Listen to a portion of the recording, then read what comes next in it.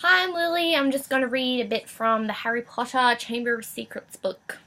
Here we go. Hours and hours later, Harry woke quite suddenly in the pitch blackness and gave a small yelp of pain. His arms now felt full of large splinters. For a second he thought it was that which had woken him. Then, with a thrill of horror, he realised that someone was sponging his forehead in the dark. "Get off!" he said loudly, and then, "Dobby!" The house elf's goggling tennis-ball eyes were peering at Harry through the darkness. A single tear was running down his long, pointed nose. "Harry Potter came back to school," he whispered miserably. Dobby warned and warned Harry Potter. "Ah, sir, why didn't you heed Dobby? Why didn't Harry Potter go back home when he missed the train?" Harry heaved himself up on his pillows and pushed Dobby's sponge away. "What are you doing here?" he said, "and how did you know I missed the train?" Dobby's lip trembled, and Harry was seized by a sudden suspicion. "It was you," he said slowly. "You stopped the barrier letting us through." "Indeed, yes, sir," said Dobby, nodding his head vigorously, ears flapping. Dobby hid and watched for Harry Potter and sealed the gateway, and Dobby had to iron his hands afterwards. He showed Harry 10 long, bandaged fingers. But Dobby didn't care, sir, for he thought Harry Potter was safe, and never did Dobby dream that Harry Potter would get to school another way. He was rocking backwards and forwards, shaking his ugly head. Dobby was so shocked when he heard Harry Potter was back at Hogwarts, he let his master's dinner burn.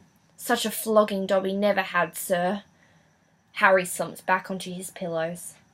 "You nearly got Ron and me expelled," he said fiercely. "You'd better clear off before my bones come back, Dobby, or I might strangle you." Dobby smiled weakly. "Dobby is used to death threats, sir. Dobby gets them 5 times a day at home." He blew his nose on a corner of the filthy pillowcase he wore, looking so pathetic that Harry felt his anger ebb away in spite of himself.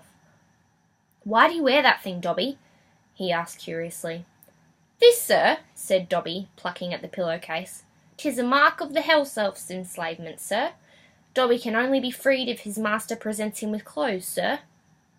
This family is careful not to pass Dobby even a sock, sir, for then he would be free to leave their house forever."